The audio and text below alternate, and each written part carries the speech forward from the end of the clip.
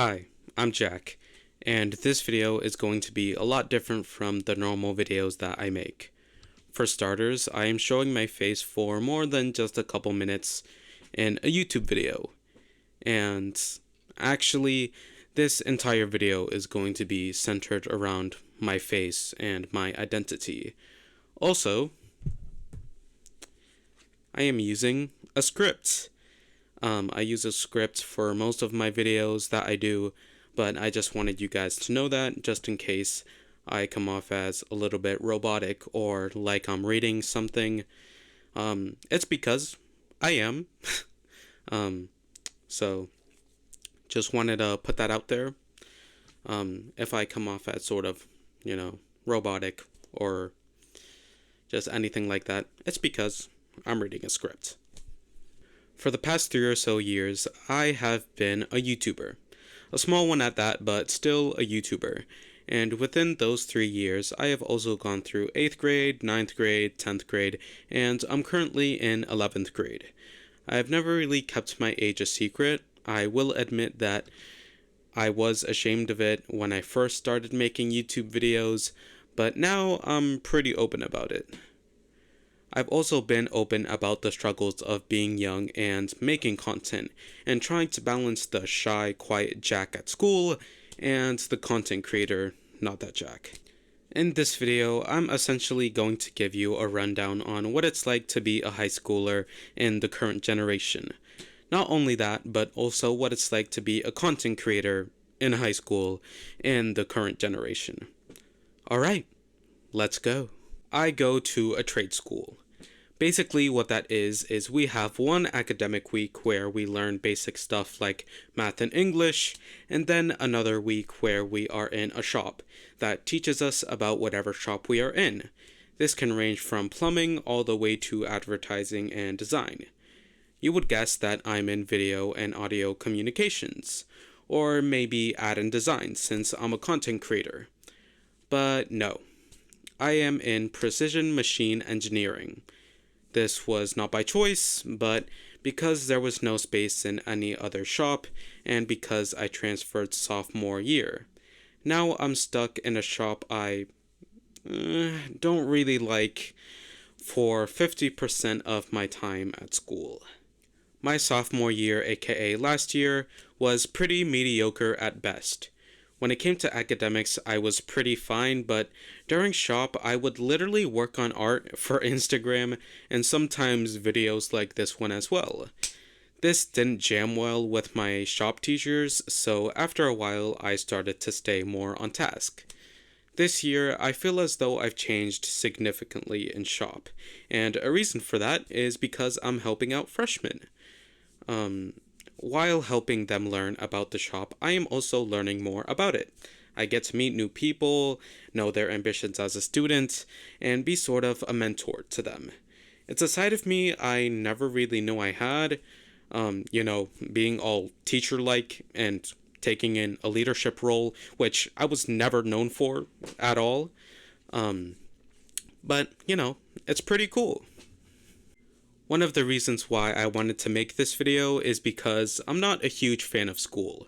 I'm not a bad student, I get good grades and have no behavioral issues.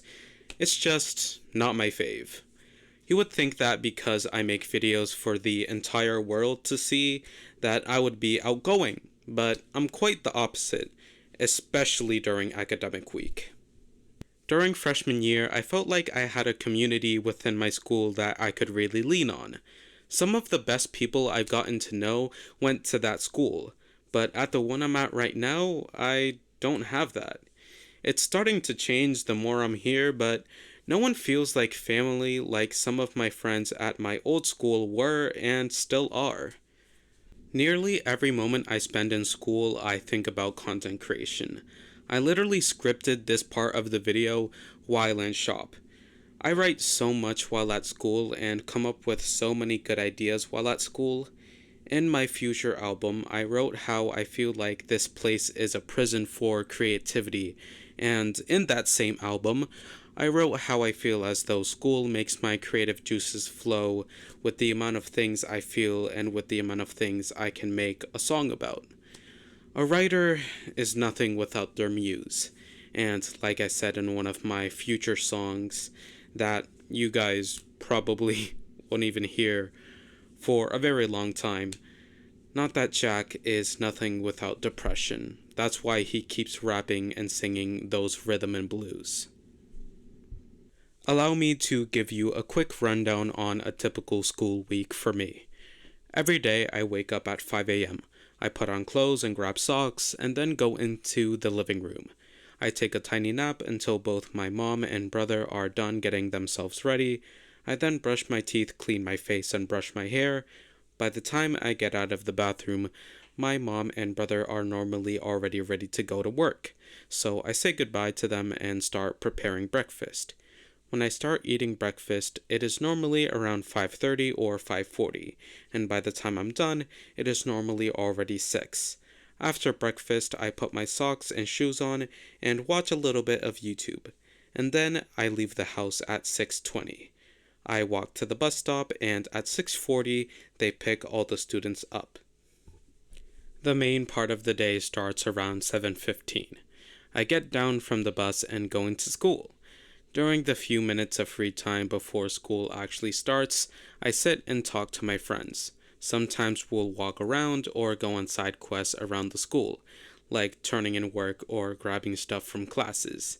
Depending on if it's an academic week or shop week, I will go to either my first period class or my shop. Academic weeks also rotate schedules. What I mean by this is that every day starts off with the last period we had the day before. Say I had history the last period on Monday. I would then have history as my first period on Tuesday, and so on and so forth.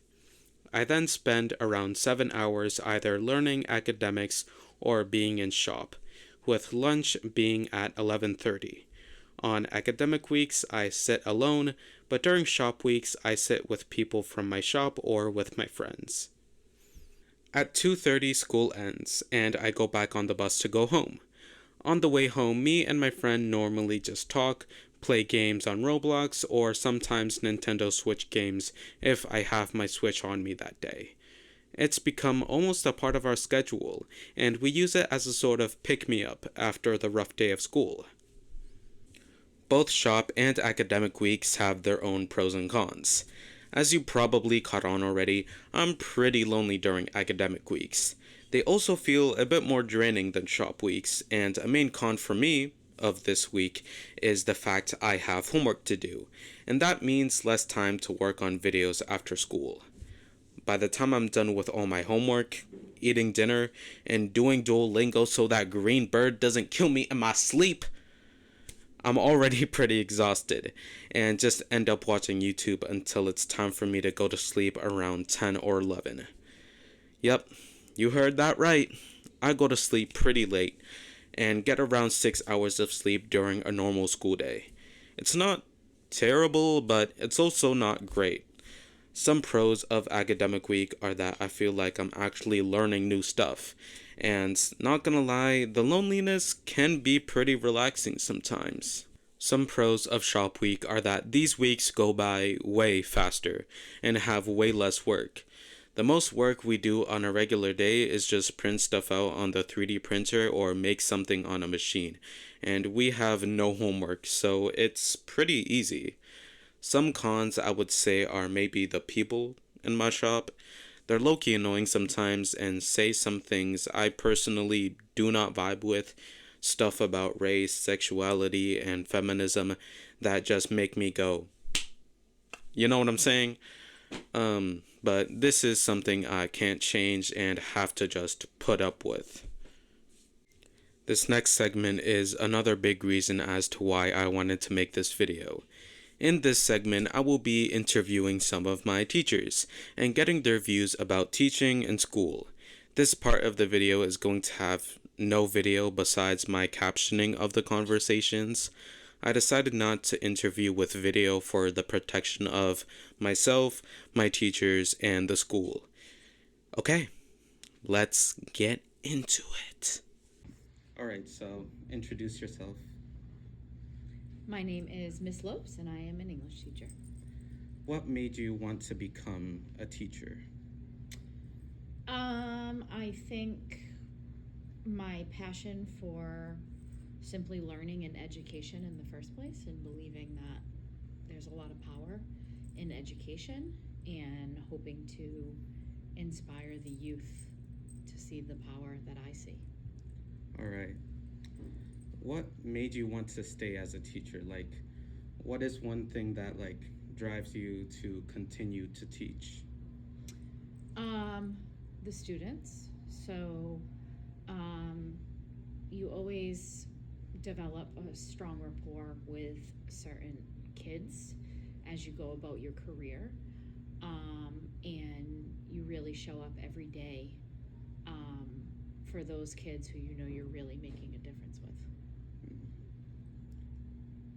What do you think should change pertaining to schools? Like, it can be about our school or just the American education system as a whole.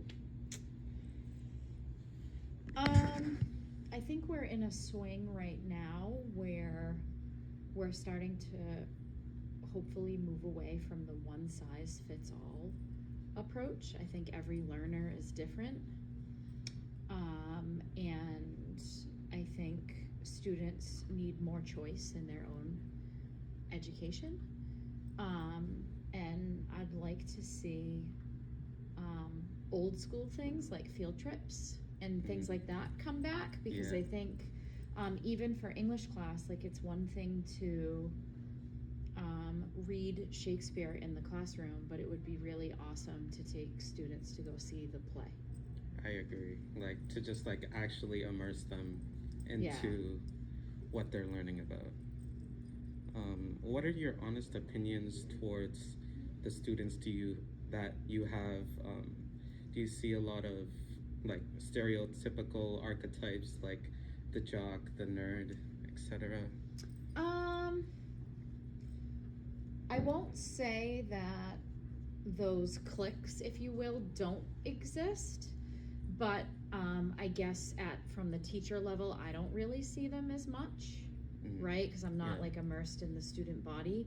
So if a student were to tell me that they definitely do still exist, I would tend to believe that, but I don't see that in my classroom so much, you know?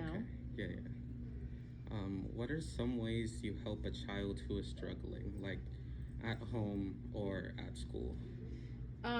So I try to do my best if I know a kid's struggling to, most importantly, reach out privately so that the student doesn't feel on the spot and either doesn't get embarrassed or go into their shell even more. Something as simple as an email like, hey, I noticed you might have seemed off today. Let me know if there's anything I can do to help, or grabbing a student before or after class for a quick chat. That's sort of like the social emotional piece if I see they're struggling that way. If they're struggling academically, then, making sure to reach out to home. Open communication with home is crucial to making sure that, a student stays on task. Okay, so this is a follow-up question sort of to that one. What do you feel towards students who are more isolated at school, sort of similar to the way I am normally? Well, as I get to know my students, I mean, I am by no means a perfect person or teacher, but I think one thing I am good at is getting to know each of my students to a certain degree. And I think some people are simply introverted, and there's not a deeper answer than that. That's just life, right? Yeah. So recognizing and respecting that, and not putting a kid on the spot who would feel really nervous or anxious about that, reserving joking around publicly with students who I know are more extroverted. But I will say that's not a perfect system, because it has led in the past to sometimes students not understanding what I'm doing and thinking I have favorites, when that's actually trying to play to different personalities. Yeah. What are some pros and some cons of being a teacher? Pros are that I feel like my job actually matters. I don't just go to work and sit at a desk and don't feel like I'm impacting society.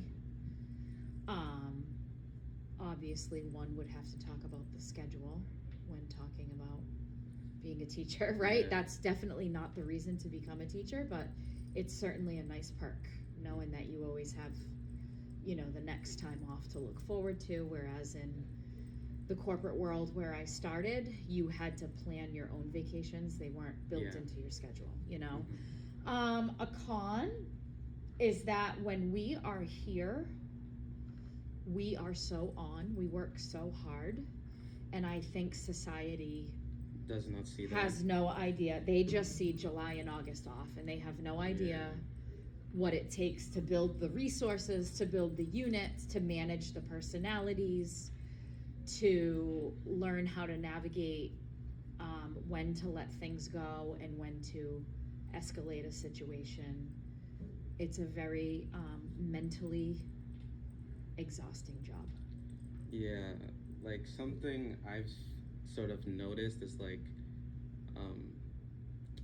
there are like two sides that sort of towards like people's opinions towards education, or like education right now at least. Like there are people who like really respect it, really understand it, and people who sort of don't.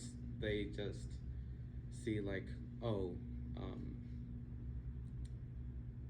like it doesn't really matter, or that it has no influence towards like an actual job. Mm. um, Mm-hmm. when I don't think that's true. Sometimes I think, particularly in a tech school too, we have to try to navigate students away from that line of thinking.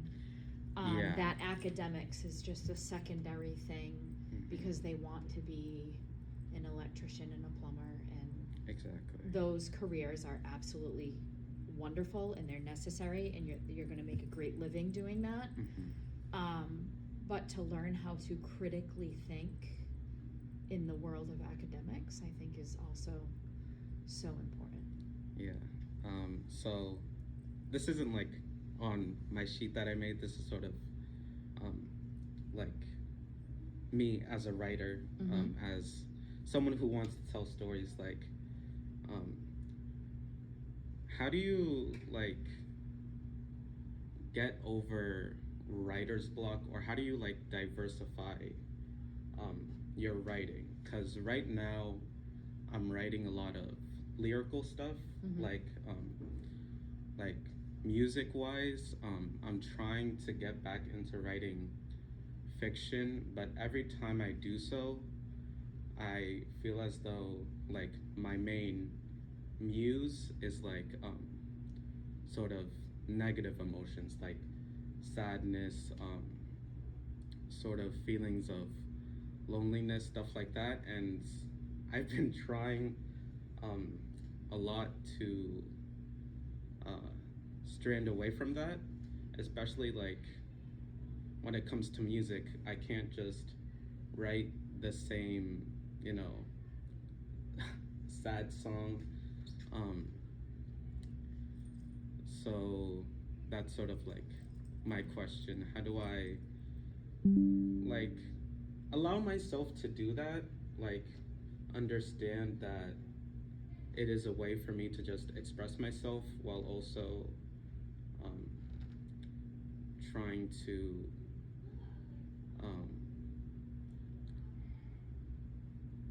do it in a way that doesn't seem repetitive, if that makes sense. Well, a few things, I guess. One is, I think you just have to keep writing, and the writing is going to be junk if you're not writing how you feel. So if you are in a place where you are, to use your words, feeling lonely, then keep writing the lonely stuff.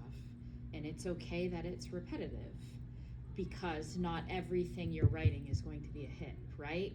Correct. Like, right? Yeah. So, like, depending on where you are for, you know, I don't know, 2 months, right? Like, you're going to have some of the writing that's going to be really valid and poetic, and then others where you're going to look back at it and be like, wow, that was a piece of junk, right?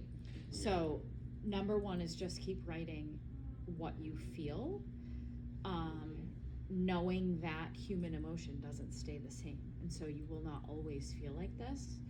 And Yeah. thirdly, you know, not putting so much pressure on yourself, because one, high school can be a really lonely place, so I'm not surprised to hear that, especially because I think oftentimes your like dreams and aspirations are different than a lot of your classmates, right? So that in and of itself could feel lonely. Yeah. You know, and recognizing that when you leave high school and you start to develop truly who you are as a person, the world opens up for you, and that's going to come with a whole other array of emotions. You could spend months writing about feeling overwhelmed and confused because you don't know where your life's going, because that's all a part of the process too. I feel like when you said that, like, not to put pressure on yourself, like, that sort of like clicked for me, because like I have very high expectations for myself. I think that's just like the way I am, the way that my family sort of like our culture is, and also just like being very interested in like all different types of art and storytelling. Like, obviously we're recording a YouTube video right now, but I'm also doing a bunch of stuff just like music and art and comics and stuff like that. And sort of as someone who wants to be creative, it's sort of hard to juggle all of that while also just being a regular person. Last question. This is not that serious. Why should people subscribe to me on YouTube? All right, so I've known Jack for 2 years now, and I will say because he is genuine and actually trying to use a creative outlook to make a difference, and takes his passion seriously. And I think all of those things together, especially, you know, giving your young age, you're only going to get better, would be reason enough to start following along. All right. Thank you. You're welcome. Yeah. I'm Miss Magalhaes. I teach math at this school. I don't know what else I'm supposed to say. Is that it? No, it's fine. Okay. What made you want to become a teacher? It wasn't necessarily I wanted to be a teacher. I think I was more drawn to math. I struggled with math since, like, I remember 8th grade staying after school, and all through high school I would stay after or come before. And my senior year I ended up taking AP Calc, and I failed every single calc test I took. And then I ended up getting a 4 in the AP test, so it was like my hard work and that like resiliency of like, I can keep trying until I get this, paid off. And I wanted to kind of project that and get other students to, or students in future generations to have that same like, your hard work, resiliency, and your hard work will pay off. Okay, so what made you stay as a teacher? Like, what drives you to continue to teach and like come here every school day?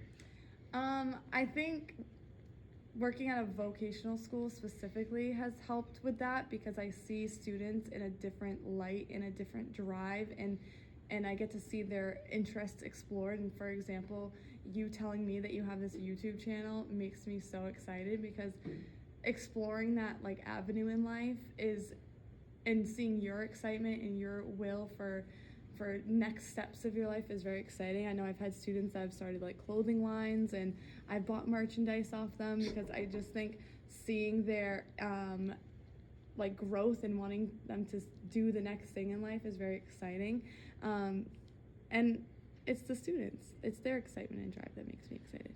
Okay. What do you think should change pertaining to schools? It can be about our school specifically, or like the entire American education system as a whole. I think the first thing that came to my head was standardized testing, because we just voted on eliminating MCAS as a graduation requirement. I'm not sure what the right answers are. I don't think that a standardized test will show how successful somebody will be in the future. But I also have this other piece of me that is like, I think there should be some rigor and expectation baseline. So I'm not sure how to measure that or what the right answers are. But just working on that and seeing what we can do to figure out, you know, that high standard or base standard, and allowing students to know that that grade doesn't represent who they are or who they could be in the future. Yeah, because like it's very tricky standardized testing, because like obviously we want to calculate like how well someone is doing, or like if they're understanding the subjects, but also I feel there are some people who like rely too much on that, or some schools that rely too much on that, and like that's where it can get like sort of iffy. Yeah, it's like the accountability piece too. So it's like, okay, it's not a graduation requirement for students, but I feel like we're still gonna have to take it, and it's still gonna be, you know, my grade. But if students aren't taking it seriously, how can I be graded on something that students know doesn't really matter for them? So I think it's really tricky, and it's definitely a gray area right now, and I'm excited to see like where that's gonna go. What are your honest opinions towards the students you have? Do you see a lot of like stereotypical archetypes, like the jock, the nerd, etc.? I feel like I didn't, and I remember a few years ago, so I think the class that are seniors now, that was the first time I was like, oh my gosh, this is so, like, the cohesiveness of everybody is so beautiful. And like, there was a kid that was, you know, the basketball player that would typically on paper be, you know, the bully or the jerk, and then there was students that had disabilities that he was helping and working with, and their content understanding didn't change that. Students were working in groups, and it was like the best team environment I remember seeing when I had that class a few years ago. And I do think that the majority of students here have so many different ideas and perspectives, but they all kind of balance each other out and kind of check each other. So if somebody's saying something that is offensive or someone doesn't like or hurts their feelings, I feel like students are really comfortable like advocating for themselves and or like setting boundaries with other students, and I think that's like a really beautiful thing. So I don't really, even if the stereotypes exist, they're sort of being broken at the same time. Yeah, they're being broken, and it's like almost like the pros of that. Like you're seeing like somebody that is super extroverted, like bringing out someone that's more introverted, and it's kind of like balancing everybody back out. What are some ways you help a student who is struggling at home or at school? When they're at home, it's obviously tricky, but I usually will do out a problem on paper. If I can't just be like, well, you just forgot a negative here. It's not something I can just type and respond in an email. I will like do the problem out on a piece of paper and send it to them, and or have them do it out, and so I can see it and check it that way when they're home. In the classroom, if a student struggles to advocate for themselves and ask questions, it's kind of like you have to be a mind reader, and you really have to like check in on students and ask them questions like, oh, how did you get this, to make sure they understand it. And when they don't, that's how you find your avenue of where you're gonna pick up where they've left off. So like what I was really like meaning by the at home, like the at home part is like family issues, or like stuff outside of school? How do you help with that Okay. as a teacher? That's more. But like also, I understand what that you're was a asking. good response. Okay. Okay.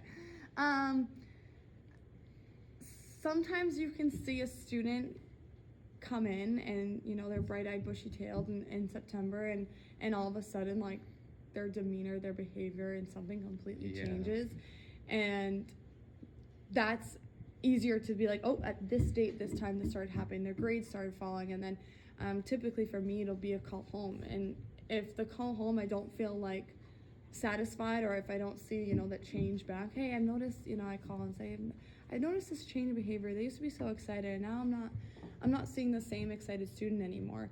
Usually it's a conversation with the parent, and we try to figure out better avenues, because maybe it's like, I've noticed the same thing, or no, they're not like that at home, and then we can have a conversation to better support that student. But obviously, as a mandated reporter, going to their guidance counselor or other extra support staff in the building, if there's anything that I can't handle as a math teacher. I think this school does a really good job, like, having every student almost has like a team of people. Like, you have your shop teachers, which other schools don't have. You have your academic teachers, your guidance counselors, and I feel like there's a lot of people that want to support students, and one student could have like 3 adults that are on their team. What do you feel towards students who are more isolated at school, and like, how do you help them? I feel like the best way to help them, if they're feeling isolated, is trying to put them out of their comfort zone and making them work in groups. Like, for example, we do these whiteboard activities where they have to work in groups and problem solve. And if I notice the same student writing, it's like, okay, switch the marker. Somebody else has to think, somebody else has to do the writing, somebody else can be on calculator, and just kind of trying to change those roles and forcing them to like integrate that. But for example, in our quiz today, students had a choice. They could choose to work with somebody, or they could choose to work alone. So, and then there's times where they have to work alone, right? Comprehension check or another type of quiz. So I try to kind of have this like gray area and give students the opportunity to kind of force them to work with somebody else, and then giving them time to work independently, so they can grow towards, if they don't know how to initiate conversations with their students, they can work on finding those common grounds and, oh, you know what, actually so-and-so's really good at this, let me ask them, and now all of a sudden they have someone like going to them, so they don't have to go to somebody else. What are some pros and cons of being a teacher? Pros, I feel like this is like such a classic answer I feel like you'll hear, but it is really rewarding to see the students like I was, for example, that failed every single test, and at the end of the year it just clicks. And you have students that it just clicks moments throughout the week, throughout the day, throughout the class period, throughout the term, but I feel like it's like that much more amazing when it's at the end of the year and you've seen the struggle and they have not given up the entire year, and when it all comes together at the end of the year, it's like, which is just as great when it happens in small moments, but when I feel like I've given the reason why I wanted to become a teacher, and I've given that back, and I've seen that in another student, that's what. I feel like that's very similar to the type of industry I want to get into, which is like entertainment, because you have these kids who see like movies and like shows and just experience stories like that. They interpret it, they are inspired by it, they create their own thing and then inspire other people, so it's like a constant circle of like that. That is true. The way entertainment, or just like society and humans in general just work. We want to work together, and we want to better next generation. So, and when you're able to do that within you're able to inspire maybe the other shop kids in the lower grade, like freshmen potentially. Like, that's exciting even on a small scale, but on big scales and generational scales, like that it's beautiful. So I don't know if this is like an okay question, but like you're a pretty young teacher. Like, you're in your 20s, right? How does it feel like working with people who are younger than you, but also people who are older than you, and like sort of being in that environment? It is like with teachers, it is kind of like a joke sometimes where I'm like, guys, I'm in the same generation as our students. Like, I know what they're saying, crazy. but I have to pretend sometimes that I don't know what you're saying because there's that like professionalism in line. I think that's why I typically try to dress like very like professionally, or I'll wear heels or blazers because I really try to like set myself apart so students see a clearer line. At least especially when I was student teaching. So I've been teaching now for a little over 5 years. So especially when I was student teaching, I really wanted to make sure, like, I know I'm only a few years older than you, but I really had to draw that clear line. And working with people older than me, I love the advice I get, the stories I hear. If I'm having a bad day, or if a lesson didn't go as planned, it's like you fall back on the people that have done this for years, and it's like, yeah, that happens. It happened to me yesterday. It's like, okay, it's still, the issues I have aren't issues that are like because I'm a new young teacher. These are just things that happen in teaching, and getting that advice from mentors is so important. But yeah, and then working with kids, it kind of like lifts you up, and it makes you laugh, and it makes you, helps you not take your job too seriously sometimes when they say something funny and you can't help but to laugh. And like I used to be like, I loved when we had masks on, because if I smirked at a joke they made, like nobody would know, and I could just like quiet it down faster. But now sometimes you guys say stuff and I laugh and I'm like, damn, really shouldn't have laughed at that, but some things are like, so it kind of like lifts me up, and then I feel like, my mentors like ground me, so there's my balance. Last question, sort of unserious, but Okay. Why should people subscribe to me on YouTube? I think you have a lot more to offer than people assume. I think you're like an unsung hero of the class, for example. And I know when we do group activities, you're somebody that people go to for help, advice. If they're struggling and you're struggling, it's like they feel better. If they're struggling and you know the answer and you can help them, they feel better. I think you're just like this unsung hero and a secret motivator. I think you're like a secret weapon, and I think you're a great leader in that way. So you should subscribe if you want to be a better human being. Okay, thank you.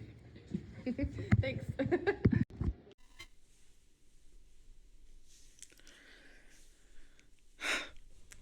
Bro, I'm so sorry, but when my math teacher, Miss Magalhaes, said that she knew some Gen Z stuff, my mind just started thinking about the most brain rot stuff ever. Like, the most brain rot stuff you could possibly imagine, bro.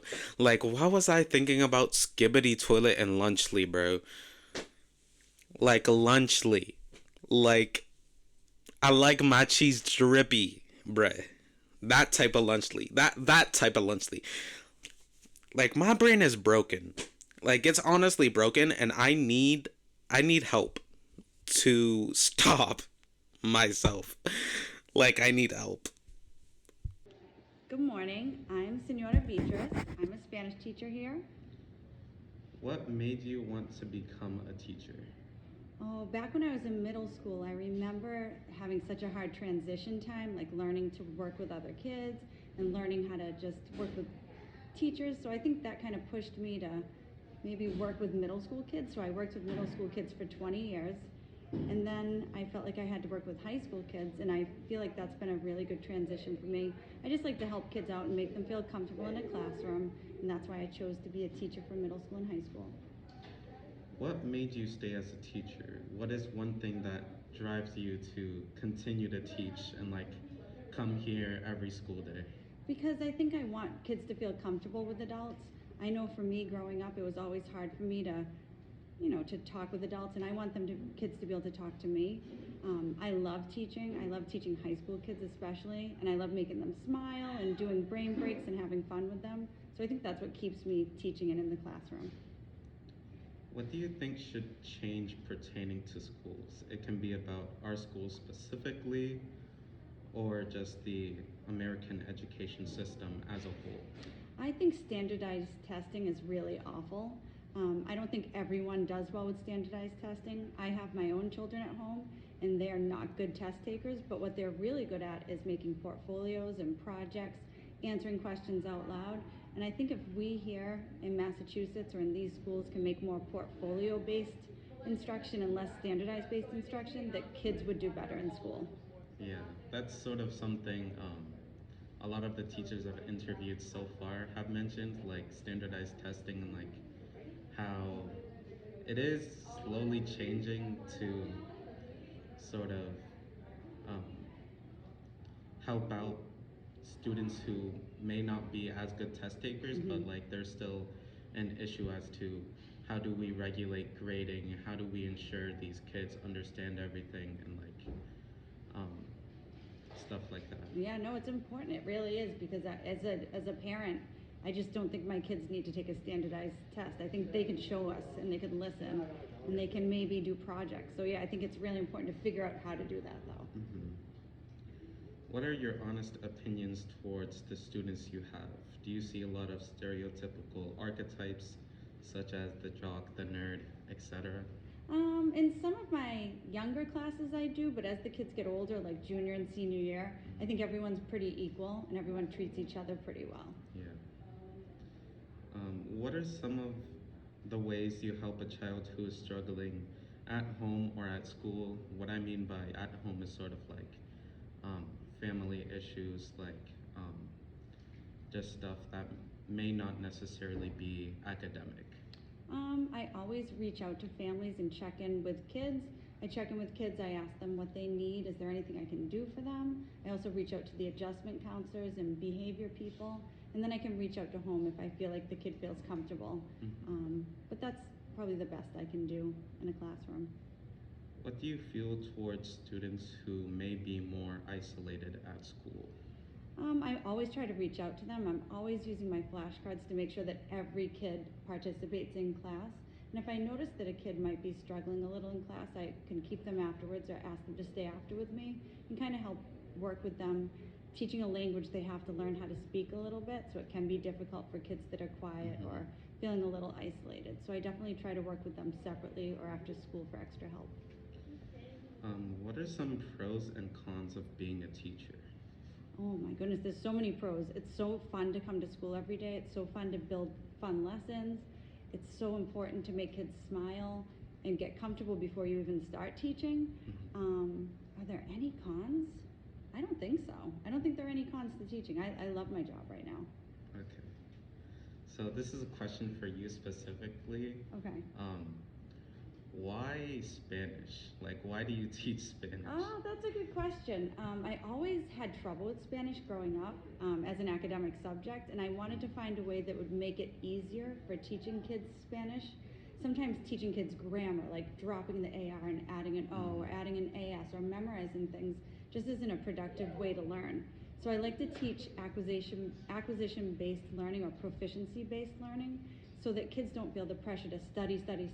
If I do repetitive work every day, I find that kids seem to catch on faster, and that's why I picked Spanish, because I just wanted to help kids to slowly acquire language and not to rush it with flashcards or like tests and quizzes. Yeah. This is a very unserious question. Okay. Why should people subscribe to Not That Jack, me, on YouTube? Oh, obviously because you're an amazing student, you're a hard worker, and you deserve all of this attention. I think everybody should try it out. You have a lot of good questions. All right, thank you. You're welcome. Hi, I'm Miss Erikian O'Connell, and I am a high school physics teacher. What made you want to become a teacher? I always loved school. I always loved learning, and I like challenging myself, and I found out towards the end of college that what I loved most about where I was in life was being in school all of the time. And I love physics so much that I just enjoy teaching physics to everybody else. What made you stay as a teacher? What is one thing that drives you to continue to teach? I love learning, and I love showing people how fun learning physics can be. There's a lot of benefits to this job. It can be very rewarding. It can also be very demanding. But I also believe that you don't get anywhere without a little struggle. So even when there are some bad days, working with so many people all of the time really opens your eyes to a lot of positives and a lot of opportunities. What do you think should change pertaining to schools? It can be about our school specifically or the American education system as a whole. I'll answer that really broadly. My biggest gripe with the American school system is summer break. I would get rid of summer break. And I know that's not a popular opinion, but I personally think everybody would be better off and would learn more if we had more time to teach and more time to do learning in school. And we don't need 2 months off in the summer anymore. Once upon a time, that was necessary for our culture and our society, but not so much for the majority of American school systems anymore. Okay. What are your honest opinions towards the students you have? Do you see a lot of stereotypical archetypes such as the jock, the nerd, etc.? That's a good question, actually. The stereotypes that I see here are different than the stereotypes that I saw at my previous school, and they're different than the stereotypes I saw when I was in high school 10 years ago. It's not so much that I see stereotypes anymore as kids are really more grouped by their culture. So students who have a similar background tend to hang out together a lot more and tend to dress a certain way, tend to talk a certain way, as opposed to kids from a different culture. So I see less of a nerd, a jock, a theater kid, and more of a kid from this culture, a kid from this community, a kid from this country, if that makes sense. I think it's just like humans in general are drawn to people who are similar to one another. Because like, it's not just culture, it's like interests and like similarities that they have. But I think because of where we live in the country, we have a pretty diverse population, and so kids can tend to gravitate towards people who are like that. What are some ways you help a child who is struggling, at home or at school? What I mean, like, at home is sort of family life, like personal stuff like that. It depends on the kid. So if you talk to any teacher, they'll say like, oh, I'm available for extra help. I gave the kid a test retake, but sometimes it goes a little further. Like I had a kid last year who had a family member who was in the hospital with a long-term illness, and my student ended up having to work 2 part-time jobs to help afford bills. So in a scenario like that, it goes beyond just like workload reduction. It's a case of like making sure the kid can talk to the appropriate support staff in school, and making sure somebody knows to make sure that the student is getting food every day and is able to afford clothes and gas. And so sometimes you have to meet academic needs, sometimes you have to meet social emotional needs, and sometimes we have kids who come from different backgrounds and different family situations, and sometimes they just need a role model. So it's hard to give you a definitive answer for that because it honestly depends on the kid and the situation. Yeah. What do you feel towards students who may be more isolated at school? What do you mean, what do I feel? Just like, how do you help them out?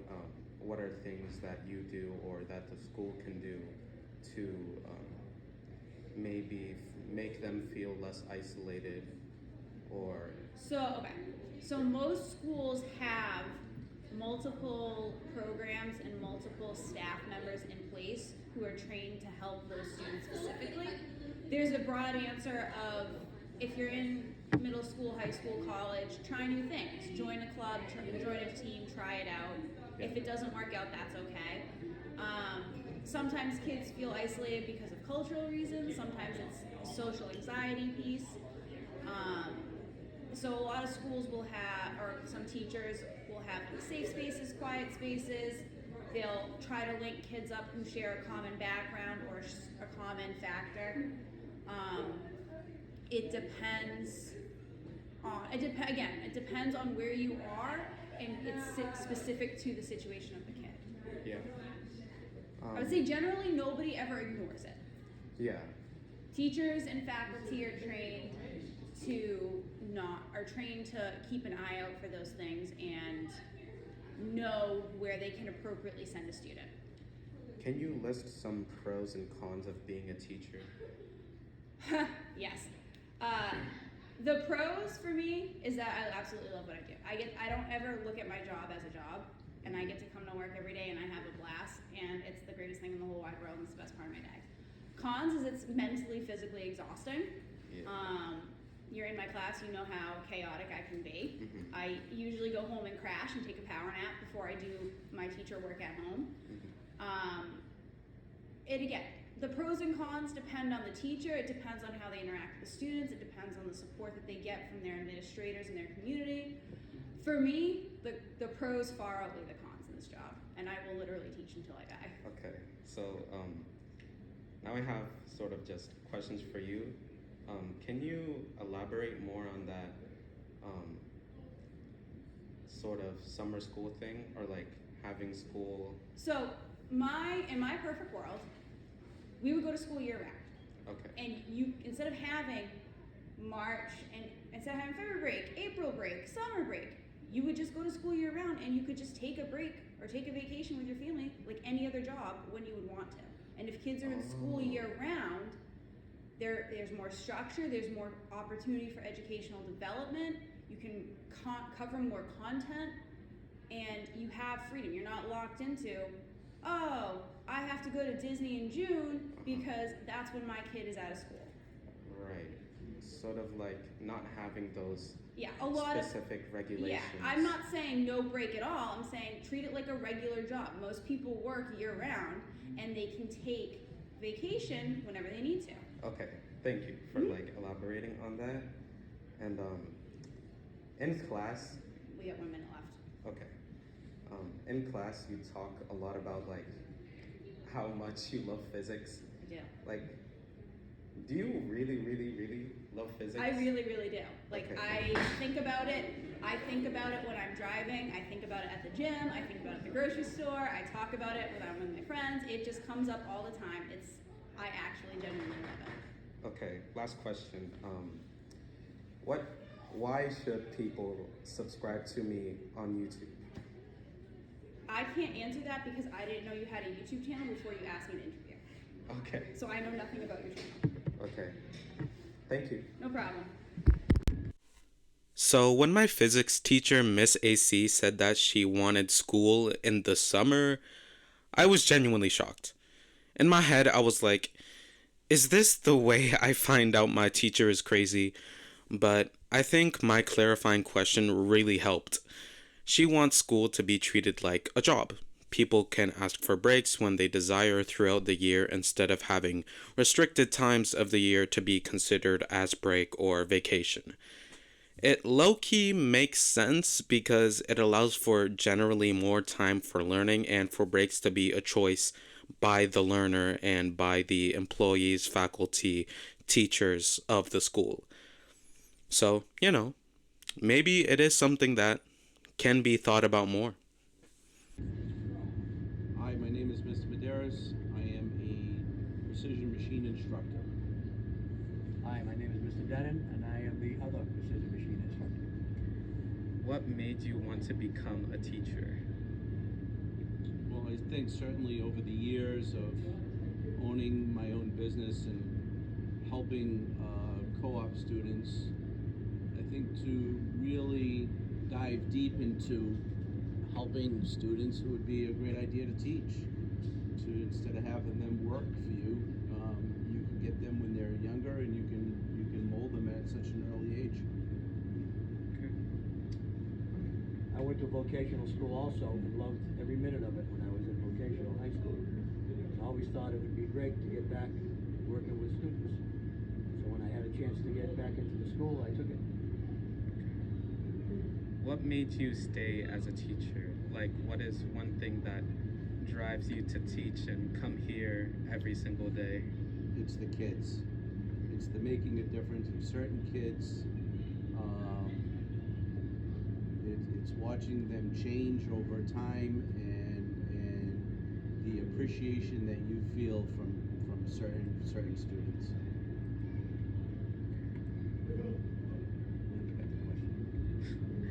What made you stay as a teacher? What is one thing that drives you to teach and come here every day? I love working with young people. Okay. What do you think should change pertaining to schools? It can be about our school specifically or the American education system as a whole. That's a deep question. It is. So certainly there's not enough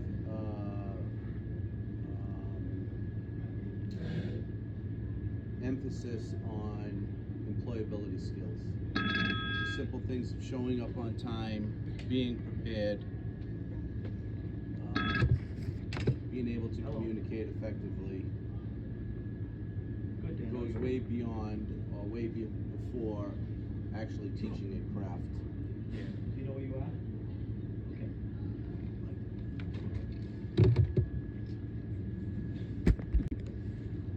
What do you think should change pertaining to schools? It can be about our school specifically or the American education system as a whole.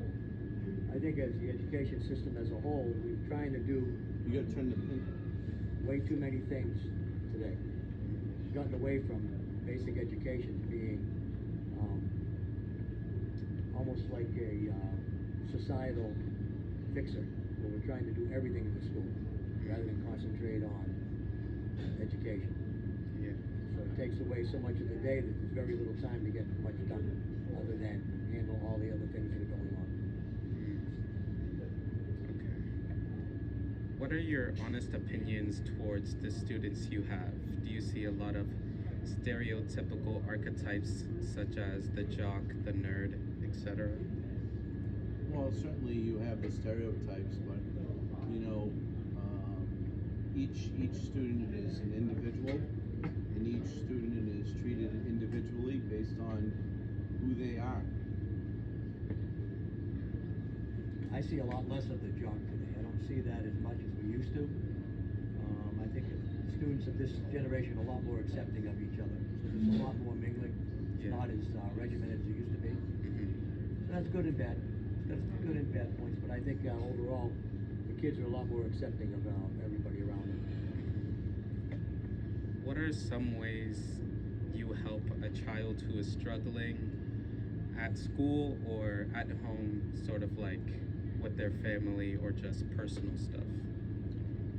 Well, I mean, getting to know a student personally and getting to know the family, you know, maybe there is some ways that we can comfort the student in school based on whatever that situation may be.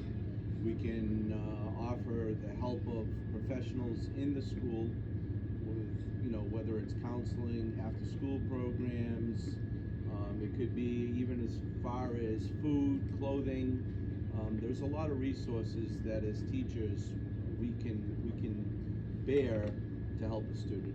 Yeah. Can you repeat the question again? Yeah. What are some ways you help a child who is struggling at school or at home, sort of with their family or personally? Well, we help them in any way we can. We always tell them up front that we're available for any kind of problem. We've done that with you. Yeah. If you have an issue, come see us. I'll help you in any way I can. And like Mr. Medeiros already mentioned, we've got plenty of resources here that we can get you to Yeah. if needed. We're always in communication with the parents. If they need us, I always say to them, email me at any time and I'll answer you that day. So it runs a gamut. It can be something small, maybe the kid's being bullied a little bit. Maybe there's something going on where he's not feeling just right. We can help with that by just talking a lot of times. Yeah. Or it can get bigger. It can get to be where we have to get somebody else involved. Maybe we have to get an adjustment counselor involved. There's plenty of ways we get involved with those students, depending on what the needs are. It changes every day. Yeah. What do you feel towards students who may be more isolated at school, and how do you help them? Well, I mean, there could be a whole host of reasons why a student is isolated, right? So you don't know if it's something personal, you don't know if it's something that's bothering them, you don't know if they have a hard time making friends. Yeah. But certainly here we have there's been certain situations that maybe a new student into the building that comes into the shop, and we ask the other students to bring that student along, sit with them at lunch, spend time with them at the shop, and try to foster a relationship to help that student feel more included and part of the group. Repeat it one more time again. Okay. What do you feel towards students who may be more isolated at school, and how do you help them? I think Mr. Medeiros covered it pretty well. In the past, I've actually told some of my students to make sure that they sit with that student at lunch. Maybe that student is sitting by himself. Yeah. Right? Doesn't know how to go up and approach other students to say, hey, can I come to your group? If I get one of my students, who's usually, they've got their friends around them, and I say to them, please go sit with this young man or young lady. Once that happens, now the other kids are around, they start talking, before you know it, they got a lot in common. It takes all that stigma away from it. Yeah. Maybe I've taken that away. It comes here like in freshmen when they come in. Like this morning, we had some odd numbers in here. I just say to them, go find a machine, right? If you don't have somebody here, or you need somebody, I will assign somebody to you. Before you know it, they're talking, they got a new friend. Thank you. No longer need me to get involved. Yeah. So we use any means we can to try to make the student's life easier, whatever that may be. I'm never going to say, no, we're not going to help. I'm always going to be available. Can you list some pros and some cons of being a teacher?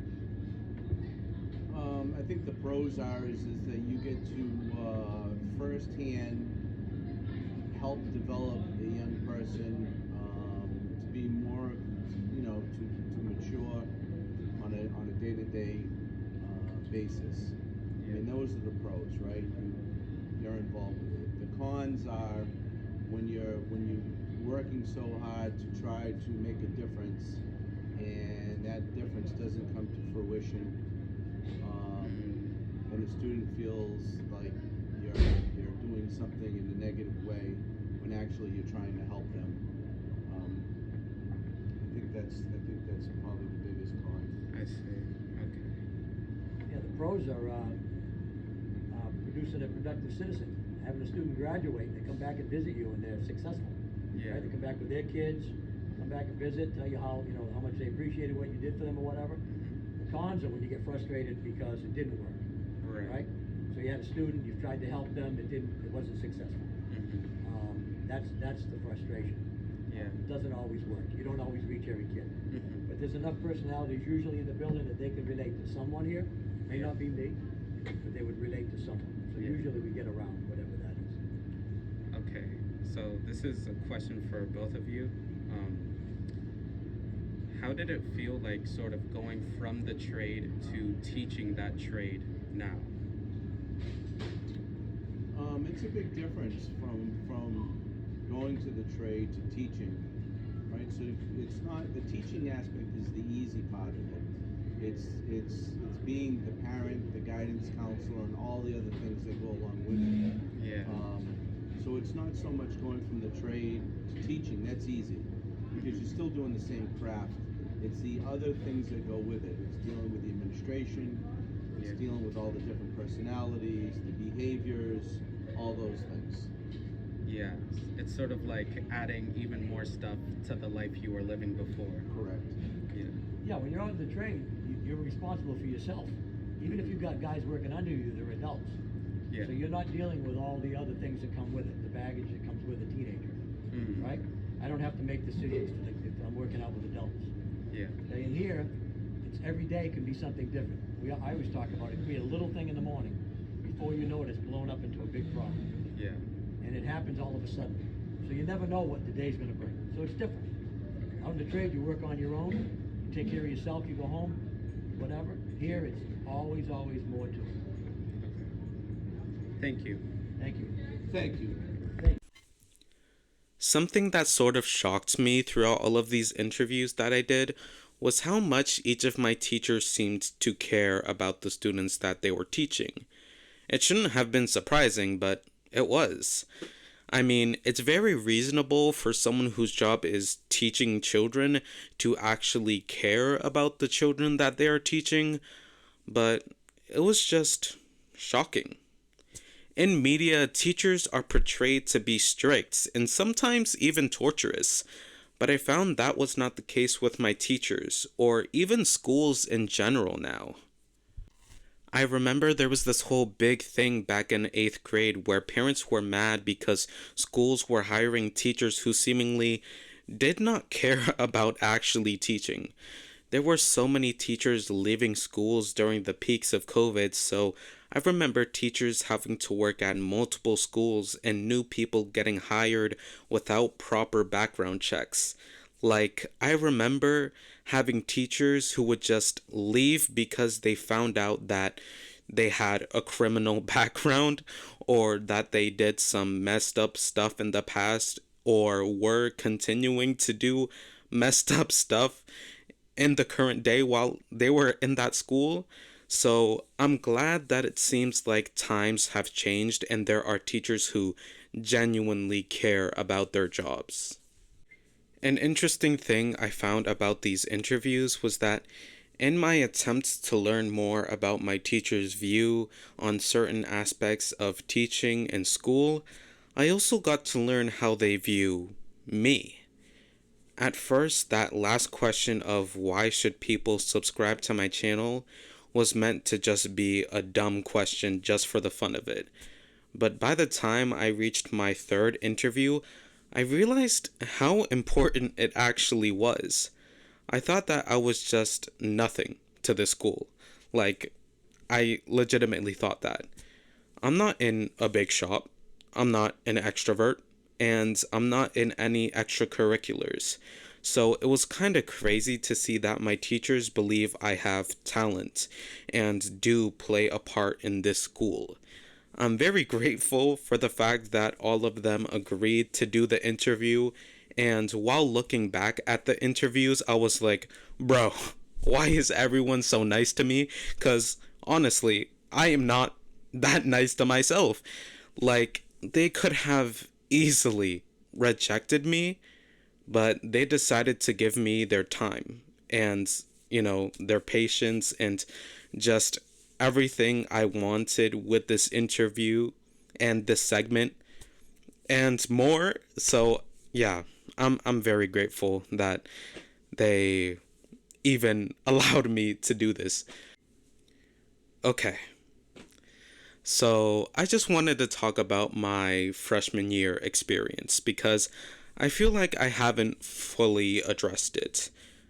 I didn't go to the school I am currently going to right now during freshman year. At the beginning of freshman year, I was quite like I am now, a bit isolated. The only times I would see my friends were before school, in the hallway, and at lunch. I had one class with a friend, but that was basically it. It was only when my history and algebra teachers later talked to me about moving classes, ones that were a bit more advanced, that I got to be with my friends again. My new history class had like 80% of my friend group, and I had my new algebra class with my best friend.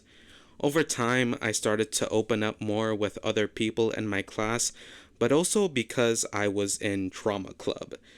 I was already in chorus class and had been in drama before, but couldn't actually be in a play because, COVID. Yippee! Plus, some friends and people I knew were going to join drama club, so it didn't hurt to try for freshman year. If I could describe my drama club experience, I would describe it as wild. I wasn't super close with anyone at the time when I auditioned for cast, and my group that I was auditioning with was one of the last groups to do so. I auditioned for ensemble, but to my surprise, I also got understudy for the Beast. Literally one of the main characters, and someone who is in the title, Beauty and the Beast. Beast is literally in the title. I was shocked. That meant whenever the Beast wasn't available for a scene, I would have to act in it. Obviously, I never actually had to do that, since the Beast was very dedicated to his role and was also a guy I knew and was chill with, but still, it's a pretty big deal. Over time, the chorus room became my second home. I had grown closer to the people in my chorus class and the people in my drama club. It was honestly pretty great. Like a month before the shows we had to put on, I got another role as the tree. I think we realized after a while that we had no one to officially play the role, since whoever was available would just play the tree before I became the official role, but I'm still grateful. My role as the tree has to be one of the best performances of all time.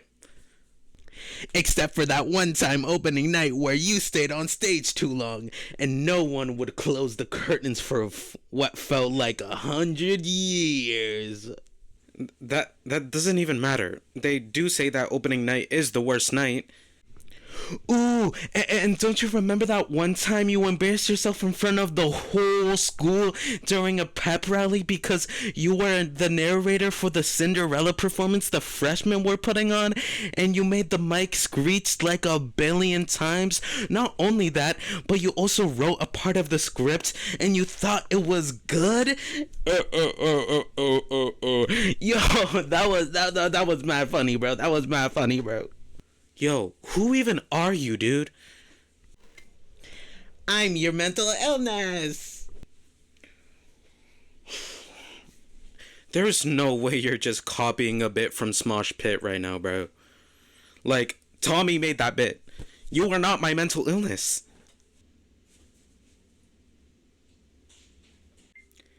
Anyway, freshman year for me was low-key one of the best years of my life. I had new and old friends, I had pretty good grades, my content creation was going well, and I had solid relationships with my teachers. But there's another thing that made this year one of the best.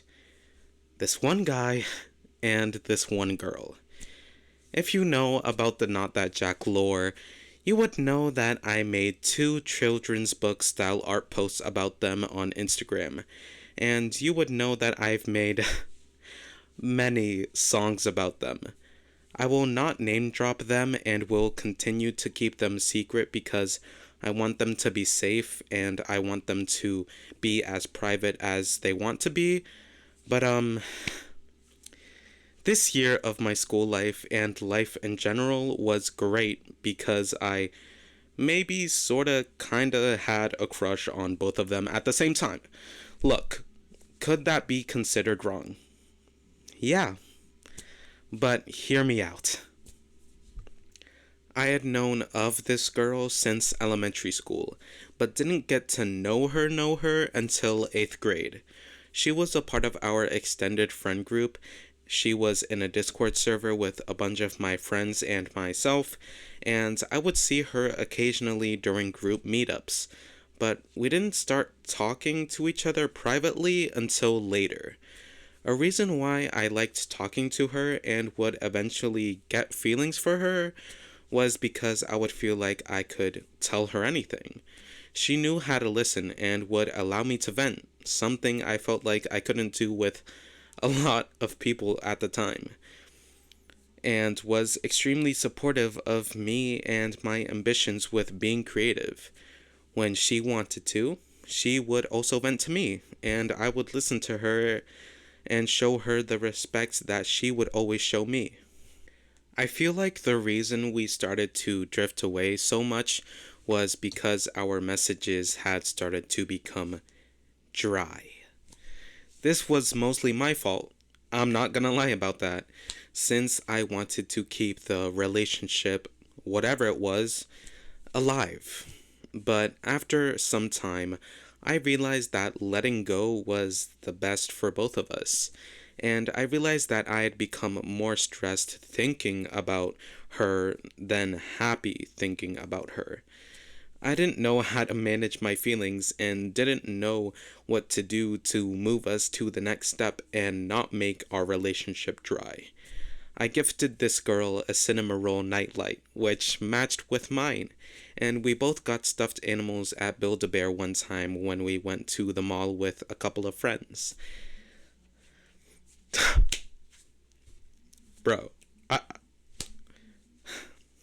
looking at that cinema roll and teddy bear still bring me memories of her. I had known this guy only since that freshman year. He was in my history class, my chorus class, was in my drama club, and he was also a part of my extended friend group. I had grown pretty close to them over the year, and we would spend extended time with each other after drama club. We would sit in the cafeteria or outside of the school on a bench until my brother picked me up and until he had to go take the bus. The one thing that this guy gave me that no one else had or has since was physical affection. We would hold hands and hug, but it was all platonic. I mean, I had feelings for him, but on his side, it was platonic. I liked this guy a lot. He was funny, an amazing singer, an amazing artist, charming, stood his ground on stuff that he believed in, and was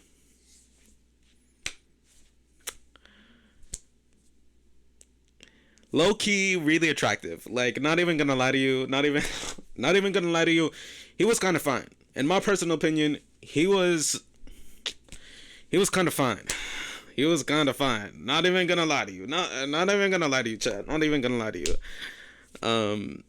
I did end up confessing my feelings for him during the summer after that school year, but he did not reciprocate. After that, we sort of stopped communicating with each other, at least less than we used to, but I sort of stopped talking with a lot of people during that summer. I think the last time I talked to him was on his birthday, which was a couple of months ago. I gave this guy a ring during us knowing each other, and I really do hope that he continues to cherish that ring. Like I mentioned before, these two people made that year of my life one of the best.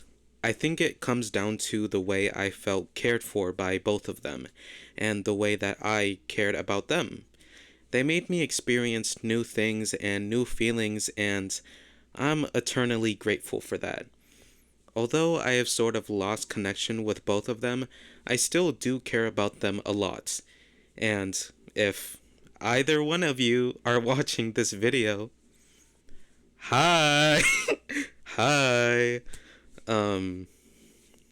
Yeah. Yup. You're in a video now. And yeah. I'm sorry that,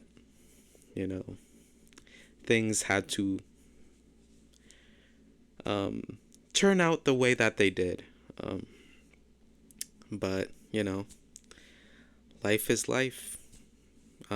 And it seems that, we've sort of learned and moved on. Yeah.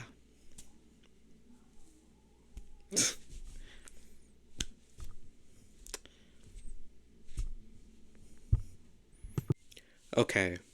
One thing I wanted to mention is how over time I felt as though I was always in the friend group by proxy of other people. During elementary school, all I really had was my best friend, and we started expanding our friend group a little bit during 5th grade, but that was basically it. During middle school was when both me and my best friend started making new friends and sort of made them into our new friend group. My cousin was also a part of this friend group, and because of that, it grew and grew. Now, looking back on freshman year, I realized that I didn't really have a clear role in the friend group, and was only there because I was close with some people. I would get invited to stuff, but only if someone I was close with was also going. And even now, I only see my old friends unless I am directly invited to something, or someone I'm close to happens to be going to the same thing. I don't know. Over time, sort of going through events and thinking in my brain, I've sort of realized that hidden imposter syndrome that I felt back then. Obviously, or at least I'd hope, some of my friends would deny this and maybe they can tell us in the comments. Because surely, if they were real friends, they would watch this video, right? So, yeah, hopefully, I'm just overthinking this. The last thing I will say to glaze my freshman year is that in that year, I truly felt alive. Like, obviously, I'm alive right now, I'm still breathing and all that, but freshman year was just something I had never experienced before. I was happy, but also stressed. I felt love, but also sorrow. I was an introvert, but started to open up a bit. And most importantly, I started finding myself. I realized how much I loved being creative. I started to come more in touch with my sexuality. I realized my passion for music. I realized I just had a true desire to help people, and I learned so much about what I wanted in a relationship platonically and also romantically. I had evolved. I had gone one step closer to becoming the artist, and not even that, just the person I aspired to be when I was younger. And I would not have been able to do that without the people I interacted with. Alright, we've been talking a lot about school, but let's talk about YouTube. Being a YouTuber, especially at my age, is one of the hardest things ever, in my opinion. Doing YouTube as an adult is already hard enough. I mean, you are subjected to the opinions of hundreds and possibly millions of people who don't really know you, and if you say anything about it, you are criticized for it. Imagine having to go through that starting from the age of 13. And I know there is an argument to be made that's like, well, it's your choice to expose yourself, or it's your choice to pay attention to what people say about you. To that, I say, nobody who makes content is doing it anticipating every single aspect of it. Like, everybody knows how hateful the internet can get, but when you experience that for yourself, you get sort of stunned because something you only heard about is now happening to you specifically. I am young. I am a minor, and I hear the conversation about minors being on the internet and being in the entertainment industry a lot more than I used to. There are people who are like, distance children as far away from the internet as possible, who I don't agree with. And there are people who just let their children use the internet in however way they want, who I also don't agree with. I sort of stand in the middle. I know how effed up the internet is, and I know how positive it can be for someone's life. If I weren't using the internet at such a young age, I probably would not be as stressed or anxious.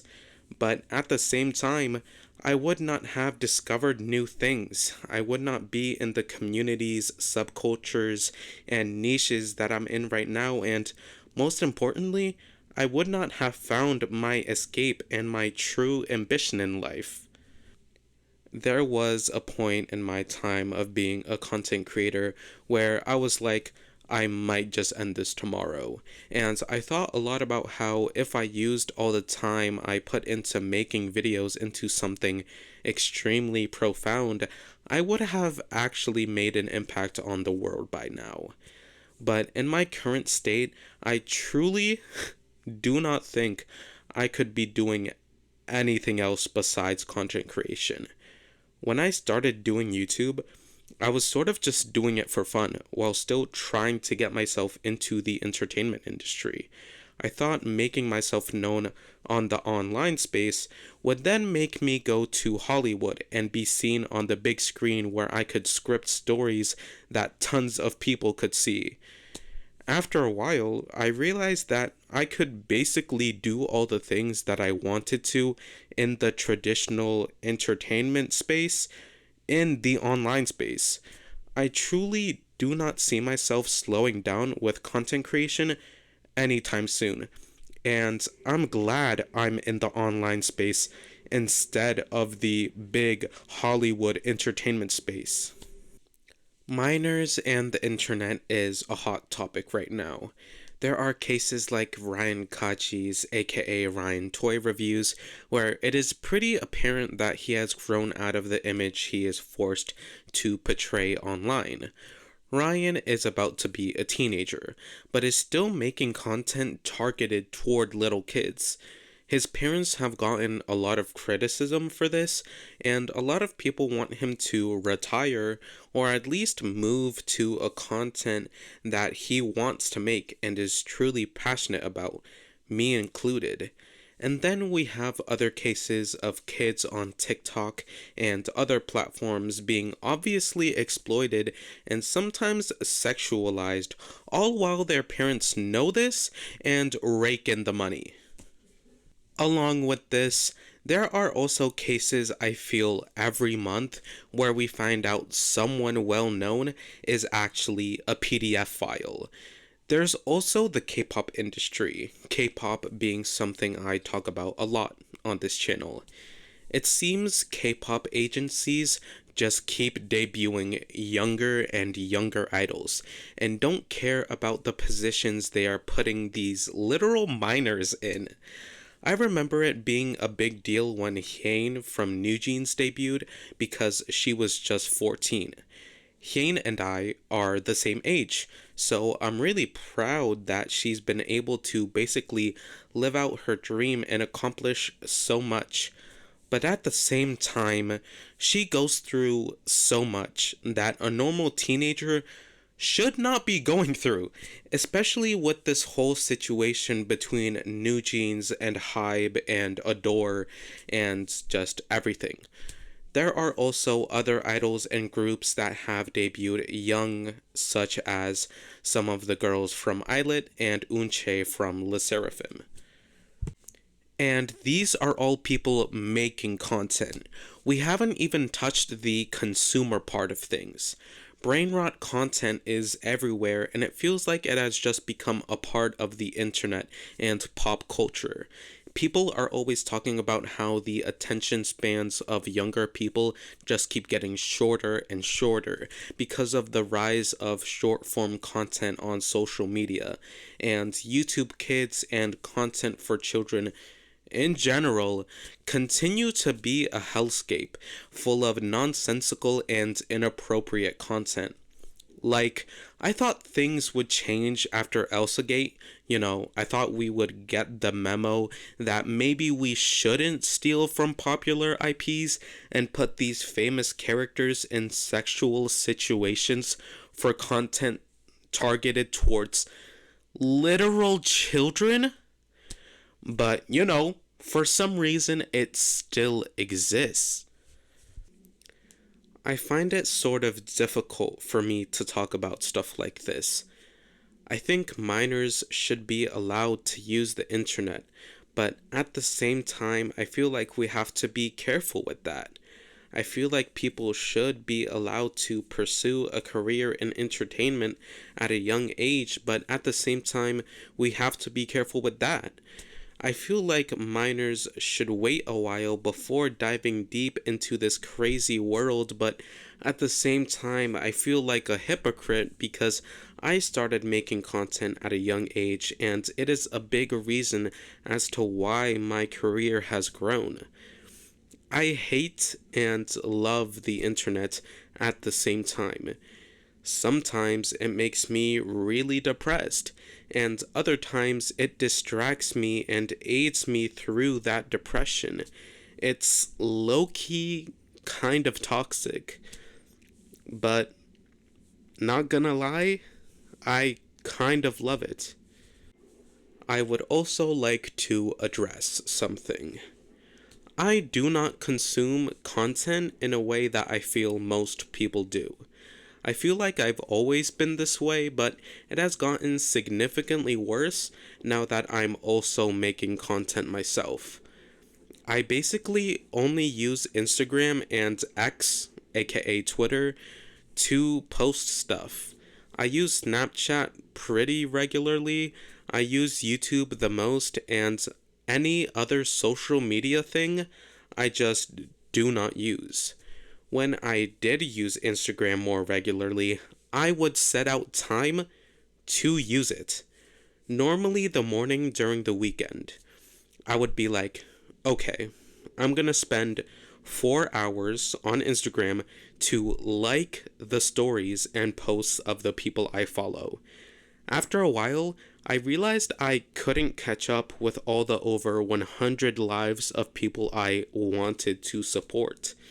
I also kind of stopped watching shows and movies and reading webtoons. My relationship with anime is a great example. I used to watch quite a lot of anime back in the day, and I would review it and analyze it on this channel, but I started to drift away from it over time. There are so many anime I want to watch, but I just haven't made the time. Being so analytical about this thing I once loved made my passion for it dwindle, and when I released videos, they would often be so far away from when the anime was popular that the time I spent making the video was not justified because they got so little views. When I watch a video on YouTube, I watch the whole thing and subscribe to the creator when I really like the video, unlike most people I feel. As a creator, I want to support other creators, regardless of if they are a huge creator or not. I want to respect the creation as much as I can by putting my full attention into that thing. And as a creator, when I consume content, I get so analytical because I want to learn from that content and use it to improve my own. Okay, we're in the home stretch, chat. This video is almost over, and I know what's probably in your mind right now. Why? Why make this video? At first, I was not anticipating this video to be as long as it became, but after a while, I realized that I had a lot to say. The reason I made this video was to just share more of my life to my audience, and possibly be of aid to people like me who don't have the best time at school but really like content creation. I don't hate school. I think I just really like YouTube and content creation stuff. I didn't mean to sort of be a doomer in this video. Like, you should definitely go to school and I'm too hot. I'm too lit. That's why neck all break. It's so hot. Let's go. We're so cool. Yeah. You wanna be like us? We don't go to school. We love to go to school. Yep. I meant that we love to go to school all the time. Yeah. We love to go to school. Stay in school. Cause studying is good and math is good. Education is important. Education is important. Education is what makes you a good person. Yep, I am woman. I am good. Actually stay in school because one thing about me, like, I love math. Down. And that's her. And that's me. And that's her. What did you like in school, Mara? Everything? Graduating. And if you want to make content, I'm not gonna stop you from doing that. My life is generally pretty great. School is good for you, and content creation is like my life's purpose. So don't get the wrong idea that I think everything sucks, because that's not true. Thanks for listening to this literal yap session, cause it's really long and I feel like I lost the plot after a while. So if you made it this far, type this in the comments. Remember to like, subscribe, share this video with people you know, check out my other videos and my music. I've been working really hard on my album Space, Earth, and Time, so you should definitely go and check that out. And also check out my socials. And most importantly, remember, life is Roblox.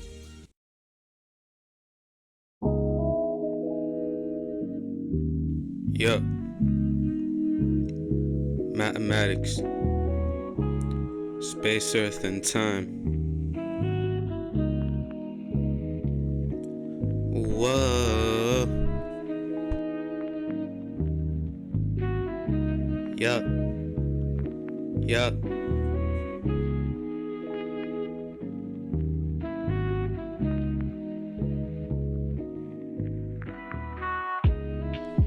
Still out here sitting in the stars. Still out here spitting bars. No longer walking in the rain. No longer getting splashed by cars. Earth keeps getting more far. Time I'm just not aware. All the things I just couldn't bear. So much shit in my aching heart. Just get this over with. Give me the electric chair. Space, Earth, and Time. I'm getting too tired to climb up these craters on different planets. Maybe I'm too weak. Maybe I just can't handle a bit of me stuck in this asteroid belt. Life feeling like a game of poker. Gotta play with the cards I've been dealt. Ice and rock just be pelting me. Depresso, espresso. That ain't your cup of coffee. I lie to everybody when I say I'm all set, when I say I'm all S-E-T. You never cared about my suffering, always smiling whilst I bleed. I thought being in the middle of the galaxy would make me feel free, but I just feel more lonely.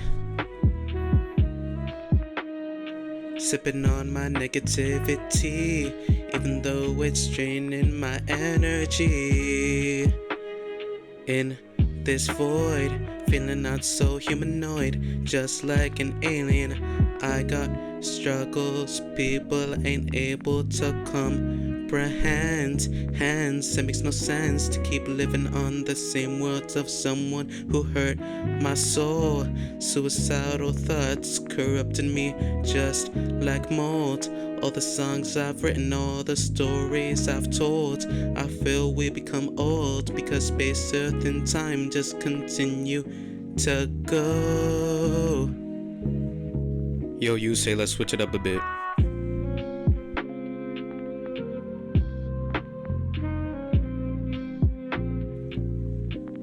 Call me non-human, call me a mutant, cause frankly I can deal with that bullshit. I don't feel like myself. Esta canción es una historia que he estado tratando to tell. Llámame un monstruo, call me a beast, even when I don't have my bell. Dicen porque yo estoy cantando en español, que soy mexicano, que solamente como Taco Bell. If you hate it that much, I'll revert back to English and hide all my culture like a turtle in a shell. I don't need you to think of me as royalty. I treated you like you were my queen. I've never been on anything, I've always been clean. Singing my sad ballad, flying across this black stage called space, like I was performing ballet, dealing with all this hate, just for doing things. Feel like I can't really solve all my problems, it's just fate. It's too late.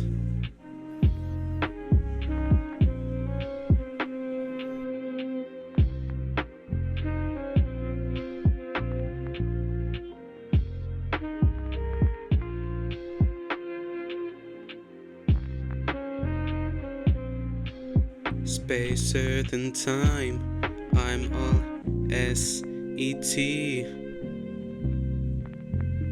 I guess it's my fault for simply being me. I'm all S-E-T.